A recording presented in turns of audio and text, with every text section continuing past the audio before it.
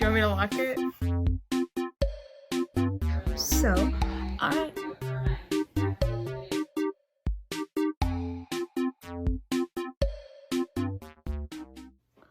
Hi friends. So, believe it or not, it is a different night, even though, my hair looks the same and I'm wearing the same sweatshirt. So, today I'm going to be reading the second chapter of Half Upon a Time. Here we go. Think she's all right? Jack's grandfather asked, tapping her leg with his foot. Don't kick her, Jack whispered. She's a princess. The old man kicked her again. That doesn't mean she's all right. Just let me handle this, okay? Jack said as he bent over the girl protectively. His grandfather grunted and wandered off in the direction of their cottage, hopefully to get a blanket or something. Meanwhile, the girl hadn't woken up, which wasn't a good sign. The short fall from the fire circle in the sky shouldn't have been enough to knock her out, so it must have been something else. A spell, maybe? Jack frowned. If it was a magical sleep, there was a very specific way to wake up a princess. Jack crinkled his forehead, struggling to remember his lessons from school. She had to be kissed, yes, but did the kisser have to be a prince? Why were there so many rules to these stupid spells anyway? This had to be the sort of thing he ignored on general principle. How often did someone just trip over a sleeping princess after all? Jack had been much more interested in learning why bees stung or what part of the month were rabbits transformed into humans, rather than how to deal with spoiled royals who couldn't get out of bed. Do you have to be a prince to wake a sleeping princess? Jack whispered to his returning grandfather, who instead of bringing back something useful, had dragged out a chair to sit on. Who knows, the old man said. Smooch her, see what happens. Jack glared at him. I'm not just going to kiss her. If you don't, I will, the old man said. Do you think she wants to wake up to this? He pointed to his bearded, wrinkled face. Jack nodded. Good point. He bent over the girl, then paused, suddenly nervous. Whoever this girl was, she was all kinds of cute and about his age. Plus, she was royalty, whereas he was just some idiot covered in cave dirt. Do it already, his grandfather shouted. In my day, she'd be awake and married to you by now. Shh, Jack hissed, his face just inches from the princess's. I don't want to do this wrong. You've never kissed a girl, have you? His grandfather said, then snorted. We really do have to get you out of this village. Jack just growled in response and turned back to the girl. Good luck, princess, Jack whispered to her, then smushed his mouth against hers. The princess's eyes immediately flew open, and she sat up so fast her head smacked right into Jack's. A hollow bonk echoed through the clearing. Ow, the princess yelled, grabbing her head. Ow, Jack shouted, falling backward and holding his forehead as well. His grandfather almost fell backward out of his chair, too, though only because he was laughing so hard. Now extremely awake, the princess glared all around, looking confused, scared, and pained all at once. Grandma? She yelled. She started to get to her feet, but quickly fell back down, apparently still woozy from whatever had knocked her out. Grandma? She yelled more urgently, then turned to Jack, her eyes wide with fear. Who are you? Where am I? Where's my grandmother? Abruptly, her look went from scared to annoyed.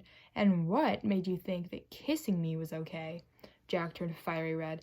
Yeah, sorry about that, he said quietly. The princess grunted, still glaring. Where's the guy in green? She asked. And where's my grandmother? Jack shook his head, a little done with all her questions. No idea, he said, trying to stay patient. You're the only one who fell out of the sky. The girl looked up out of the now empty sky, the sun setting in the distance. Wait, a fire tunnel, she said, almost to herself. And it was after midnight a second ago. Why is it so light here? Where am I? Giant's Hand. Princess, Jack's grandfather said, pushing past Jack. A small village in the kingdom of Blunderbush.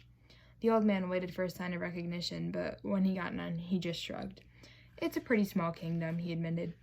The princess stared at Jack's grandfather for a second, then turned back to Jack, where she seemed to notice something for the first time. The princess's eyes popped, and her mouth dropped open, a small squeak echoing in her throat. The fairy in Jack's hair just stared right back at her. What? Jack said finally, the silence making him a little uncomfortable. The princess pointed at the fairy, still not saying anything, her mouth still wide open. The fairy pointed back with a smile, enjoying the game. It's a fairy, Jack said, with annoyance starting to creep into his voice. What's wrong? There's a little person in your hair, the princess said, her voice cracking. You're asking me what's wrong?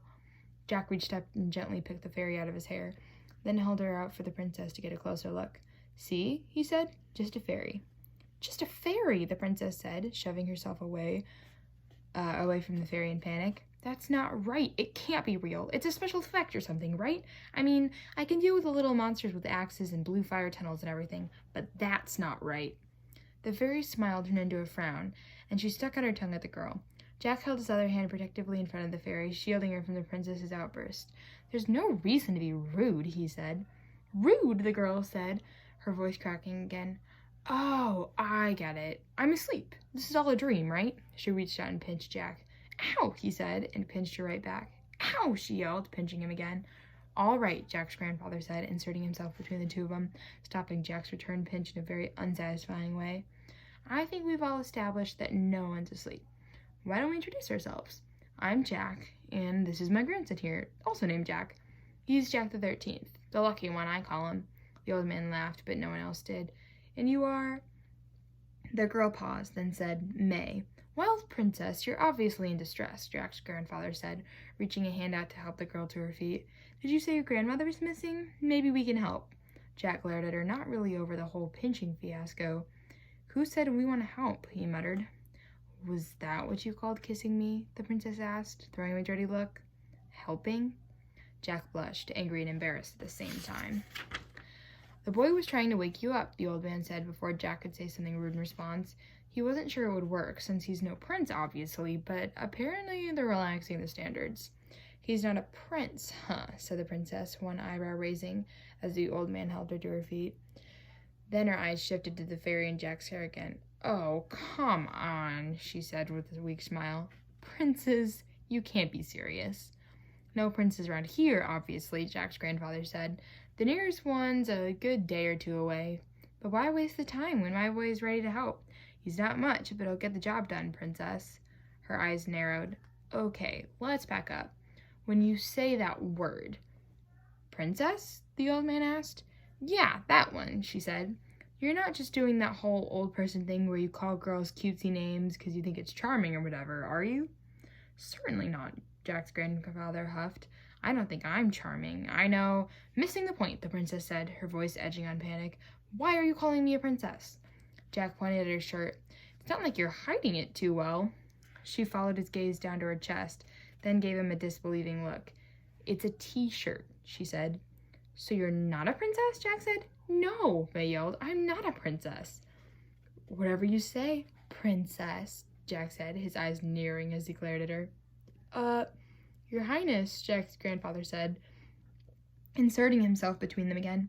Why don't you and Jack go over to our cottage so you can explain how you ended up here? I'll go grab something for us to eat from the inn. When the princess started to object, Jack's grandfather interrupted her. Don't you think we'll better be able to help you once we know the full story? The princess looked like she wanted to disagree, but couldn't think of a good enough reason to do so.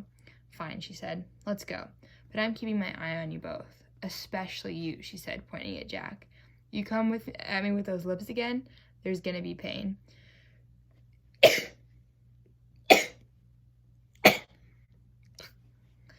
Can't be worse than the last time, Jack said to her as his grandfather wandered off towards the village inn. Jack nodded in the direction of her house, and he and the princess walked down the path towards it, an awkward silence filling the air as they went. Not 10 seconds after Jack closed the cottage door behind them, the blue circle of fire reopened in midair, and a giant of a man dressed entirely in green dropped out of the center, landing silently in a crouch. The man carefully tapped the spot where May had landed just minutes earlier, then glanced in the direction of the cottage.